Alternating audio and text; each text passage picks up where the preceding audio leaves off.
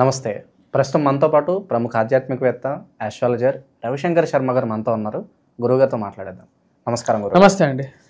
గురుగారు, మే నెలలో రాహువు, కేతు 2 గ్రహ మార్పులు కూడా జరగబోతున్నాయి. సో ఈ గ్రహ మార్పులు, దీని ఇంపాక్ట్ అనేది ఎంతకాలం ఉంటుంది? మీన రాశి వాళ్ళకు ఓవరాల్గా ఏ విధంగా ఉండిపోతుంది గురుగారు?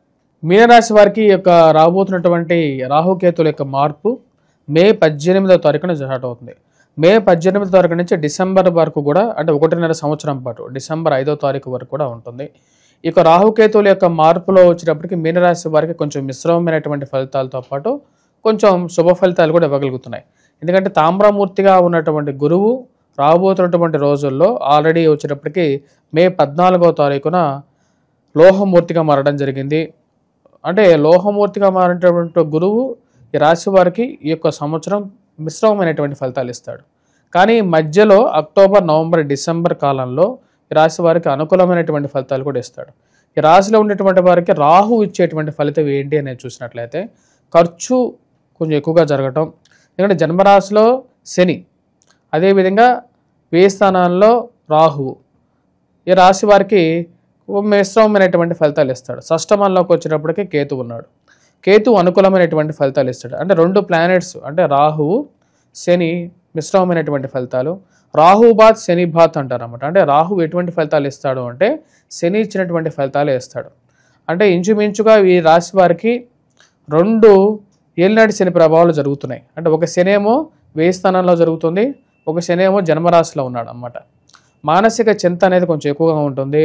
ఆలోచన శక్తి కొంచెం తక్కువగా ఉండటం, అప్పుడప్పుడు ధైర్యాన్ని కోల్పోవటం, ఆరోగ్యపరంగా ఎలా ఉంటుందో అనేటువంటి ఆలోచన, వయోవృద్ధులు కొంచెం జాగ్రత్తలు అనేవి తీసుకోవాలి. మరి అదేవిధంగా వచ్చేటప్పటికి ఆరోగ్యపరంగా కొన్ని చిక్కులు, సమస్యలు ఉన్నటువంటి వారు జాగ్రత్తగా ఉండాలి. మానసిక చింత కొంచెం ఎక్కువగా ఉంటుంది. ఉద్యోగపరంగా మటుకు చాలా ప్రెజర్ అనేది ఉంటుంది. కాబట్టి అనవసరమైనటువంటి విషయాల్లో, రిస్క్తో కూడుకున్నటువంటి విషయాల్లో ఈ యొక్క ఏలినాటి శని ప్రభావ రీత్యా మార్పు చేర్పులు చేసుకునేటప్పుడు కానీ, అంటే దూర ప్రాంత ప్రయాణాల్లో కానీ, కొత్త ఉద్యోగ అవకాశాలు ఎక్కడో దూరంగా ఉన్నాయని చెప్పి వాటి గురించి ప్రయత్నాలు చేసేటువంటి సమయంలో కూడా జాగ్రత్తగా ఉండండి. ఈ రాశిలో ఉండేటువంటి వారికి ఏ ప్రాబ్లం లేకపోయినప్పటికీ కూడా మానసిక చింత అనేది కొంచెం వేధించే విధంగా ఉంటుంది. కొంచెం విచారకరమైనటువంటి ఫలితాలు ఇస్తుంది. కొన్ని పనులు సమయానుకూలంగా జరగకుండా తాత్సారం జరిగేటువంటి పరిస్థితి అనేది ఎక్కువగా గోచరిస్తూ ఉన్నది. ఈ రాశిలో ఉండేటువంటి వారికి ఉద్యోగపరంగా, అంటే కార్యాలయాల్లో, గ్రూప్ రాజకీయాల మధ్యలో బలిపశువుగా అవడానికి ఆరకంగా ఉండే విధంగా ఉంటుంది. అదేవిధంగా ఖర్చు విషయంలో కూడా జాగ్రత్తగా ఉండాలి. మరియు వైవాహిక జీవితంలో చిన్న చిన్న సమస్యలు ఉన్నప్పటికీ కూడా ఆ యొక్క సమస్యలను కూర్చొని మాట్లాడుకొని సరిదిద్దుకోవడానికి ఎక్కువగా ప్రయత్నం చేయాలి. కోపాన్ని తగ్గించుకోవాలి. అసహనాన్ని, మరియు అదేవిధంగా పనులు సరిగా జరగట్లేదనేటువంటి కోపాన్ని ఇంట్లో వాళ్ళ మీద చూపిస్తే ఇంట్లో వాళ్ళు ఎలాగా రెస్పాండ్ అవుతారు. అలాంటి విషయాల మీద మీ యొక్క కోపాన్ని మీరు కంట్రోల్ చేసుకుంటే మంచిది. మరి అదేవిధంగా ఈ రాశిలో ఉండేటువంటి వారికి ఖర్చు విషయంలో వచ్చేటువంటి 10 రూపాయల్లో ఎక్కువగా ఖర్చు అవ్వటం, అంటే ఆ 8 రూపాయలు ఖర్చు అవ్వటం, 2 రూపాయలు సేవింగ్ చేయటం అనే విధంగా ఉంటుంది. ఆ సేవింగ్ కూడా ఇంచుమించు లేనట్లుగా విధంగానే ఉంటుంది. ఏదో విషయంగా అధికంగా ఖర్చు అవ్వటం అనేది ఉంటుంది. కాకపోతే ఈ రాశిలో ఉండేటువంటి వారికి కొంచెం సుఖాన్ని ఇచ్చేటువంటి వార్తలు అక్టోబర్, నవంబర్, డిసెంబర్లోనూ కేతువు రీత్యా కూడా కొంచెం ఆరోగ్యపరంగా అనుకూలత, రికవరీ అనేది కొంచెం బెటర్గా ఉండటం, కొంచెం సుఖాన్ని ఇచ్చేటువంటి గ్రహం వచ్చేటప్పటికి కేతువు, మరియు అదేవిధంగా గురువు అక్టోబర్, నవంబర్, డిసెంబర్లో మంచి అనుకూలమైనటువంటి ఫలితాలు ఇస్తాడు. వృత్తిపరంగా, వ్యాపారపరంగా ఈ రాశిలో ఉండేటువంటి వారు కొంచెం జాగ్రత్తలు అనేవి తీసుకోవాలి. ముఖ్యంగా స్టీలు, ఐరను, మరియు అదేవిధంగా లోహ కార్మికులు ఎవరైతే ఉంటారో వారు జాగ్రత్తగా ఉండాలి. బంగారం వ్యాపారం చేసేటువంటి వారు కూడా ఇన్వెస్ట్మెంట్స్ ఏవైతే ఉన్నాయో భారీ ఇన్వెస్ట్మెంట్ చేసేటప్పుడు జాగ్రత్తగా ఉండాలి. ఈ రాశిలో ఉండేటువంటి వారు విలువైనటువంటి డాక్యుమెంట్స్, విలువైనటువంటి వస్తువులు, ఆభరణాలు పెట్టి మర్చిపోవడం అనేది యథాపరంగా ఉంటుందన్నమాట. మరియు అదేవిధంగా ఏదైనా ఒక విషయం చెప్తే మళ్ళీ దాని గురించి రిమెంబరెన్స్ చేసుకోవడానికి ఎక్కువగా తాపత్రయపడుతూ ఉంటూ ఉంటారు. ఈ యొక్క ప్రభావం అనేది కొన్నిసార్లు నెగిటివ్గా కూడా ఉంటుంది. ఈ రాశిలో ఉండేటువంటి వారు ముఖ్యంగా విద్యార్థులు కష్టపడి చదవాలి. గురువు యొక్క అనుకూలత తక్కువగా ఉంది. ఏలినాటి శని ప్రభావం ఉంది. రాహు యొక్క స్థితి సంవత్సరం రాబోతున్నటువంటి 1.5 సంవత్సరం అనుకూలమైనటువంటి స్థితిలో కూడా లేడు. ఈ యొక్క పరిస్థితి రీత్యా ఈ రాశిలో ఉండేటువంటి వారు రాబోతున్నటువంటి 1.5 సంవత్సరం పాటు జాగ్రత్తలు తీసుకోవాలి. మరియు వివాహ ప్రయత్న సంబంధితమైన విషయాల గురించి ప్రయత్నాలు చేసేటువంటి వారు కొన్ని జాగ్రత్తలతో తీసుకొని మీ యొక్క స్వజాతకాన్ని పరిశీలింపజేసుకొని ముందుకు వెళ్ళాల్సినటువంటి ముఖ్యమైనటువంటి సూచన. ఈ రాశిలో ఉండేటువంటి వారు ముఖ్యంగా గమనించాల్సింది ఏంటంటే రాహు యొక్క స్థితి బాగలేదు. కాకపోతే అక్టోబర్, నవంబర్, డిసెంబర్లో సంతాన ప్రాప్తి కలగడానికి అవకాశం అనేది ఉంది. సంతాన ప్రాప్తి మరియు సంతానం ఎదుగుదల, వారికి ఒక మంచి ర్యాంక్ రావటం కానీ, ఉద్యోగం రావటం కానీ ఈ రాశిలో ఉండేటువంటి వారి యొక్క సంతానానికి అది కొంచెం మానసికమైనటువంటి ఆనందాన్ని ఇవ్వగలుగుతుంది. స్వగృహ ప్రాప్తిని కలగడానికి కూడా అవకాశం ఆ యొక్క సమయంలో ఉంటుంది. అక్టోబర్, నవంబర్, డిసెంబర్లో స్వగృహ ప్రాప్తి కూడా సిద్ధిస్తుంది. వ్యాపార పరంగా మనం గమనించినట్లయితే ఈ యొక్క పుస్తక షాపులు మరియు అదేవిధంగా స్కూల్ మేనేజ్మెంట్స్ వీరికి కూడా వచ్చేటప్పటికి అక్టోబర్, నవంబర్, డిసెంబర్లో కొంచెం సానుకూలమైనటువంటి ఫలితాలు పొందగలుగుతారు. ఈ రాశిలో ఉండేటువంటి వారు విద్యార్థులు కూడా అదే సమయంలో అనుకూలత అనేది ఎక్కువగా ఉంటుంది. ఇక విదేశీ ప్రయత్నాలు చేసుకోవచ్చు అంటారు గురుగారు? విదేశీ ప్రయత్నాలు కాదు, ఈ రాశిలో ఉండేటువంటి వారు కొంచెం జాగ్రత్తగా కూడా ఉండాలి ఈ యొక్క సంవత్సరం. ఎందుకంటే విదేశీ ప్రయత్నాల్లో అంటే ముఖ్యంగా ఏవైతే పడమర దిక్కు ప్రయాణ సంబంధితమైన వ్యవహారాల్లో కొంచెం అంత అనుకూలంగా అయితే లేదు, జాగ్రత్తగా ఉండాలి. మానసిక చింత వేధించే విధంగా ఉంటుంది. ఆల్రెడీ శని సంచారం ప్రభావం అనేది కొంచెం ఎక్కువగానే ఉంటుంది 2.5 సంవత్సరాల పాటు.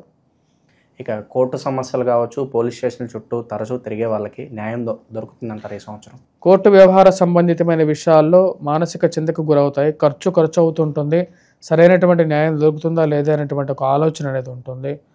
ఈ ఖర్చుకి ఒక ఫుల్ స్టాప్ పెట్టాలని చెప్పి అనుకున్నా సరే అది వెనక్కి వెళ్తే ఒక బాధ, ముందుకు వెళ్తే ఒక బాధ అన్నట్లుగా ఆలోచన ఎక్కువగా వేధిస్తూ ఉంటుంది. ఓకే. సో ఎవరైతే కనపడిన శత్రువులు కావచ్చు, లేకపోతే అనుకున్న వాళ్ళ ద్రోహం చేయడం, ఎలాంటి పరిస్థితులు ఏమైనా కనిపిస్తున్నాయి గురువు?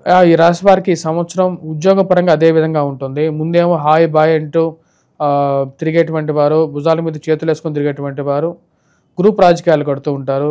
ముందేమో మీ విషయాలు స్వవిషయాలని తెలుసుకోవటం, దాని తర్వాత వెనక్కి వెళ్ళి ఉన్నవి లేనివన్నీ ఉన్నతాధికారులకి చేరవేయటం, బేడ ప్రాపకాండ చేయటం ఇదే పనిగా పెట్టుకుంటారు అన్నమాట. ఇది కొన్నిసార్లు ధైర్యాన్ని కోల్పోయేటువంటి పరిస్థితిని కలిగిస్తూ ఉంటుంది. ధైర్య సాహస లక్ష్మి ఏదైతే ఉంటుందో ఆ ధైర్యం మనం ముందుకు వెళ్తే మంచిదా లేదా అనేటువంటి తాత్సారం అనేది ఎక్కువగా ఉంటుంది. భయాందోళన కలిగించే విధంగా ఉంటుంది.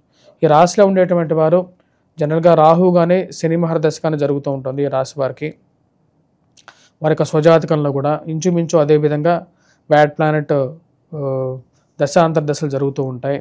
కాబట్టి కొంచెం జాగ్రత్తగా పరిస్థితులకు అనుకూలంగా నిర్ణయాలు తీసుకోవాల్సినటువంటి ముఖ్యమైనటువంటి సూచన.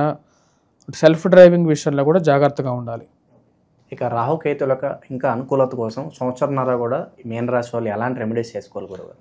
ఈ రాశిలో ఉండేటువంటి వారు రాబోతున్నటువంటి 1.5 సంవత్సరం పాటు రాహు యొక్క అనుకూలతకి దుర్గాదేవిని ఎక్కువగా పూజించండి, దుర్గా అనుష్ఠానం చేసుకోండి, సుబ్రహ్మణ్యేశ్వర స్వామిని పూజించండి. సుబ్రహ్మణ్యేశ్వర స్వామికి పంచామృత అభిషేకం చేయించండి. షష్ఠి పూట వీలైతే సుబ్రహ్మణ్య షష్ఠి కానీ లేకపోతే సుబ్రహ్మణ్య షష్ఠి ఉన్న రోజు అయితే మటుకు ఆ పంచామృత అభిషేకం చేయించి ఉపవాసం ఉండండి. ఆ పంచామృత అభిషేకాన్ని ప్రసాదంగా తీసుకోండి.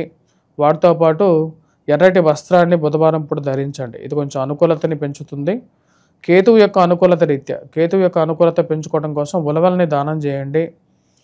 ఒక తెల్లటి గుడ్డ తీసుకొని దాన్ని 8 ముక్కలుగా కట్ చేసేసి వాటిలో మీ పిడికిటిలో ఎంతైతే వస్తాయో అంత ఉలవల్ని పెట్టి అది రాత్రిపూట నిద్రించే సమయంలో మీ తలగడ కింద పెట్టుకోండి, పిల్లో కింద. నిద్ర లేచిన తర్వాత బుధవారం పూట ఇలా 7 బుధవారాలు చేయాలి.